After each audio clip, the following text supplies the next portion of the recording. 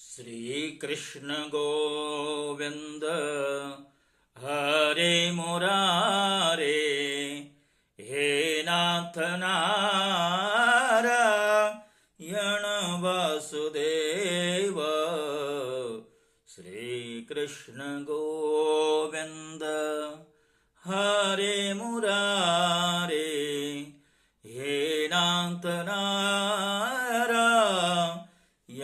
वासुदेव। जय श्री कृष्ण भक्तों, श्रीमद् भागवत महापुराण की भाव यात्रा 10वें स्कंद के 21वें अध्याय तक आ पहुंची। और इस 21वें अध्याय की दिव्यता यह है कि इस 21वें अध्याय को वेणु गीत का नाम दिया गया, अर्थात भगवान के द्वारा वेणुवादन किया गया है। सुखदेव जी जो राजा परीक्षित को भगवान की लीलाओं का रसपान करा रहे हैं। सुखदेव जी कह रहे हैं, इत्थं सरत स्वच्छ जलम पद्मांकर सुगंधिना न्यविशद वायुना वातम सगो गोपालकोच्युतः। राजन, शरद ऋतु के कारण वह वन बड़ा सुंदर हो रहा था। जल निर्मल था और जलाशयों में खिले हुए कमलों की सुगंध से सनकर वायु मंद मंद चल रही थी। भगवान श्री कृष्ण ने गौओं और ग्वाल बालों के साथ उस वन में प्रवेश किया।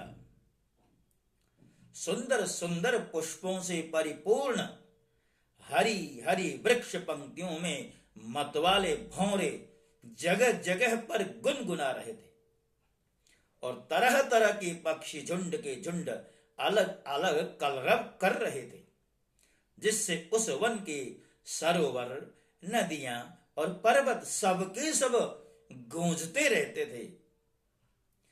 मधुपति श्री कृष्ण ने बलराम जी और ग्वाल बालों के साथ उसके भीतर घुसकर गौओं को चराते हुए अपनी बांसुरी पर बड़ी मधुर तान छोड़ी। तद्व्रज स्त्रिय आश्रुत्य वेणुगीतं स्मरोदयम् काश्चित् परोक्षं कृष्णस्य स्वसखेभ्योऽन्ववर्णयन्। श्री कृष्ण की वह वंशित ध्वनि भगवान के प्रति प्रेम भाव को, उनके मिलन की आकांक्षा को जगाने वाली थी। उसे सुनकर गोपियों का हृदय प्रेम से परिपूर्ण हो गया। वे एकांत में अपनी सखियों से उनके रूप, गुण और वंशित ध्वनि के प्रभाव का वर्णन करने लगी। ब्रज की गोपियों ने वंशित ध्वनि का माधुर्य आपस में वर्णन करना चाहा तो अवश्य, परंतु वंशी का स्मरण होते ही उन्हें श्री कृष्ण की मधुर चेष्टाओं की, प्रेम पूर्ण चितवन, भौहों के इशारे और मधुर मुस्कान आदि की याद हो आई। उनकी भगवान से मिलने की आकांक्षा और भी बढ़ गई। उनका मन हाथ से निकल गया। वे मन ही मन वहां पहुंच गई जहां श्री कृष्ण थे। अब उनकी वाणी बोले कैसे? वे उसके वर्णन में असमर्थ हो गई। अब उन्होंने मन ही मन क्या देखा, भगवान का स्वरूप कैसा है। बर्हापीणं नटवरवपुः कर्णयोः कर्णिकारं बिभ्रतवासः कनककपिशं वैजयन्तीं च मालाम् रन्ध्रान् वेणोरधरसुदया पूरयन् गोपवृन्दर् वृन्दारण्यं स्वपदरमणं प्राविशद गीत कीर्ते। वे मन ही मन देखती हैं कि श्री कृष्ण ग्वाल वालों के साथ वृंदावन में प्रवेश कर रहे हैं। उनके सिर पर मयूर पिच्छ है और कानों पर कनेर के पीले पीले पुष्प, शरीर पर सुनहला पीतांबर और गले में 5 प्रकार के सुगंधित पुष्पों की बनी बैजयंती माला है। रंगमंच पर अभिनय करते हुए श्रेष्ठ नट का सा क्या ही सुंदर वेश है। बांसुरी के छिद्रों को वे अपने अधरामृत से भर रहे हैं। उनके पीछे पीछे ग्वाल बाल उनकी लोक पावन कीर्ति का गान कर रहे हैं। इस प्रकार वैकुंठ से भी श्रेष्ठ वह वृंदावन धाम उनके चरण चिन्हों से और भी रमणीय बन गया। राजन, यह वंशित ध्वनि जड़ चेतन समस्त भूतों का मन चुरा लेती है। गोपियों ने उसे सुना और सुनकर उसका वर्णन करने लगी। वर्णन करते करते वे इतनी तन्मय हो गईं कि श्री कृष्ण को पाकर मानो आलिंगन करने लगी। गोपियां परस्पर में कह रही हैं, अरे सखी, हमने तो आंख वालों के जीवन की और उनकी आंखों की बस यही सफलता समझी है, और तो हमें कुछ मालूम ही नहीं। वह कौन सा लाभ है? वह यही है कि जब श्याम सुंदर श्री कृष्ण और गौर सुंदर बलराम ग्वाल बालों के साथ गायों को हाँक कर वन में ले जा रहे हों या लौटा कर ब्रज में लेकर के आ रहे हों, उन्होंने अपने अधरों पर मुरली धर रखी हो और प्रेम भरी तिरछी चितवन से हमारी ओर देख रहे हों, उस समय हम उनकी मुख माधुरी का पान करती रहें। अरे सखी, जब वे आम की नई कोपलों, मोरों के पंख, फूलों के गुच्छे, रंग बिरंगे कमल और कुमुद की मालाएं धारण कर लेते हैं, श्री कृष्ण के सांवरे शरीर पर पीतांबर और बलराम के गौर शरीर पर नीलांबर फहराने लगता है, तब उनका वेश बड़ा ही विचित्र बन जाता है। अरे गोपियों, यह वेणु पुरुष जाति का होने पर भी पूर्व जन्म में न जाने ऐसा कौन सा साधन भजन कर चुका है कि हम गोपियों की अपनी संपत्ति अर्थात भगवान दामोदर के अधरों की सुधा स्वयं ही इस प्रकार पिए जा रहा है कि हम लोगों के लिए थोड़ा सा भी रस शेष नहीं रहेगा। इस वेणु को अपने रस से सींचने वाली हृदयिनियां आज कमलों के मिस रोमांचित हो रही हैं और अपने वंश में भगवत प्रेमी संतानों को देखकर श्रेष्ठ पुरुषों के समान वृक्ष भी इसके साथ अपना संबंध जोड़कर आंखों से आनंदाश्रु बहा रहे हैं। अरे सखी, यह वृंदावन वैकुंठ लोक तक पृथ्वी की कीर्ति का विस्तार कर रहा है, क्योंकि यशोदानंदन श्री कृष्ण के चरण कमलों के चिन्हों से यह चिन्हित हो रहा है। अरे सखी, जब श्री कृष्ण अपनी मुनिजन मोहिनी मुरली बजाते हैं तब मोर मत वाले होकर उसकी ताल पर नाचते हैं। यह देखकर पर्वत की चोटियों पर विचरने वाले सभी पशु पक्षी चुपचाप शांत होकर खड़े रह जाते हैं। अरे सखी, जब प्राणवल्लभ श्री कृष्ण विचित्र वेश धारण करके बांसुरी बजाते हैं तब मूढ़ बुद्धि वाली हरिणियां भी वंशी का तान सुनकर अपने पति कृष्णसार मृगों के साथ नंद नंदन के पास चली आती हैं और अपनी प्रेम भरी बड़ी बड़ी आंखों से उन्हें निरखने लगती हैं। निरखती क्या है? अपनी कमल के समान बड़ी बड़ी आंखें श्री कृष्ण के चरणों पर समर्पित कर देती हैं। और श्री कृष्ण की प्रेम भरी चितवन के द्वारा किया हुआ अपना सत्कार स्वीकार करती हैं। अरे सखी, हरिणियों की तो बात ही क्या है।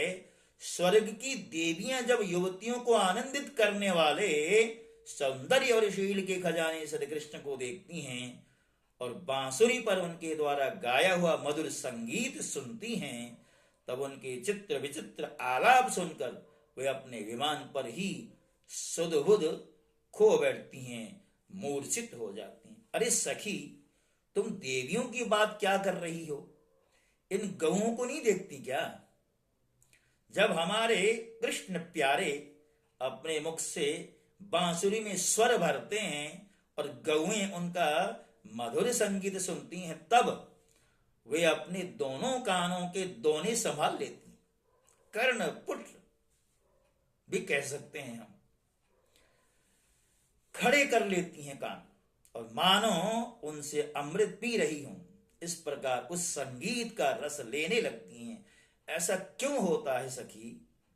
अपने नेत्रों के द्वार से श्याम सुंदर को हृदय में ले जाकर वे उन्हें वहीं विराजमान करती हैं।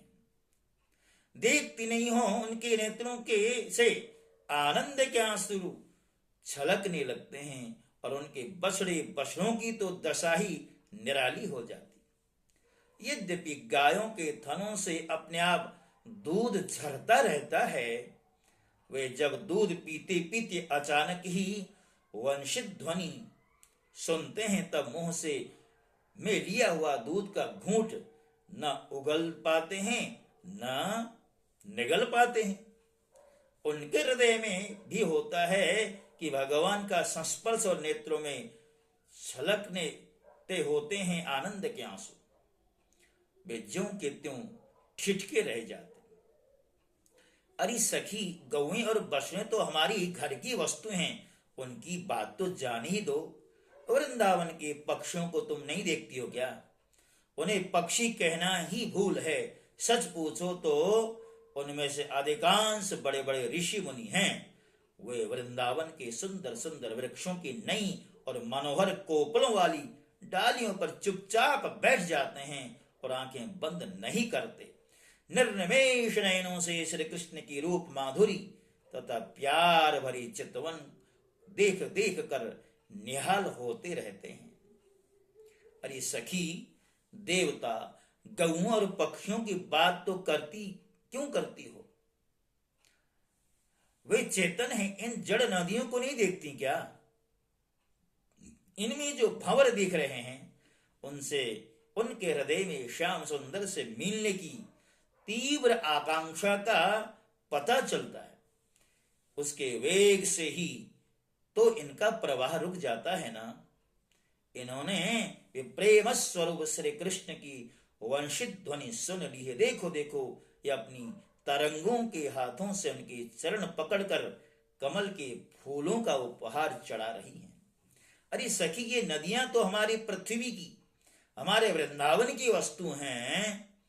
तनिक इन बादलों को भी देखो। जब वे देखते हैं कि ब्रजराज कुमार श्री कृष्ण और बलराम जी ग्वाल बालों के साथ धूप में गौएं चरा रहे हैं और साथ साथ बांसुरी भी बजाते जा रहे हैं, तब उनके हृदय में एक प्रेम उमड़ आता है। वे उनके ऊपर मर्राने लगते हैं और वे श्याम घन अपने सखा घन श्याम के ऊपर अपने शरीर को ही छाता बनाकर तान देते हैं। अरे सखी, हम तो वृंदावन की इन भीलनियों को ही धन्य और कृतकृत्य मानते हैं। ऐसा क्यों सखी? इसलिए कि उनके हृदय में बड़ा प्रेम है। जब ये हमारे कृष्ण प्यारे को देखती हैं, तब इनके हृदय में उनसे मिलने की तीव्र आकांक्षा जाग उठती है। इनके हृदय में भी प्रेम की व्याधि लग जाती है। उस समय वे क्या उपाय करती हैं, यह भी सुन लो। हमारे प्रियतम की प्रेयसी गोपियां अपने वक्षस्थलों पर जो केसर लगाती हैं, वह श्याम सुंदर के चरणों में लगी होती है, और वे जब वृंदावन के घास पात पर चलते हैं, तब उनमें भी लग जाती हैं। वे सौभाग्यवती भीलनियां उन्हें उन तिनकों पर से छुड़ाकर अपने स्तनों और मुख पर मल लेती हैं और इस प्रकार अपने हृदय की प्रेम पीड़ा शांत करती हैं। अरे गोपियों, यह गिरिराज गोवर्धन तो भगवान के भक्तों में बहुत ही श्रेष्ठ है, धन्य है इसके भाग्य। देखती नहीं हो हमारे प्राण वल्लभ श्री कृष्ण और नयनाभिराम बलराम के चरण कमलों का संस्पर्श प्राप्त करके यह कितना आनंदित हो रहा है। अरे सखी, इन सांवरे गोरे किशोरी की तो गति ही निराली है। जब इस सिर पर नोबना अर्थात दोहते समय गाय के पैर बांधने की रस्सी लपेटकर और कन्नों पर फंदा अर्थात भागने वाली गायों को पकड़ने की रस्सी रखकर गायों को एक वन से दूसरे वन में हाँक कर ले जाते हैं। साथ में ग्वाल बाल भी होते हैं और मधुर मधुर संगीत गाते हुए बांसुरी की तान छेड़ते हैं। तो क्या अन्य शरीरधारियों में भी चलने वाले चेतन पशु पक्षी और जड़ नदी आदि तो स्थिर हो जाते हैं तथा अचल वृक्षों को भी मानो रोमांच आ जाता है। ये जो किशोर हैं, नंद के छोरे हैं, तो इनके सौंदर्य का वर्णन करते करते मानो गोपियां एक तरह से विरह की व्याधि से और भी अधिक ग्रसित हो जाती। राजन, वृंदावन बिहारी श्री कृष्ण की ऐसी एक नहीं अनेकों लीलाएं हैं। गोपियां प्रतिदिन परस्पर में उनका वर्णन करती हैं और तन्मय हो जाती हैं। भगवान की लीलाएं उनके हृदय में स्फुरित होने लग जाती है। इसलिए तो गोपियों का जो मनोभाव है उसे देखते हुए किसी भक्त ने बहुत सुंदर भजन गाया है।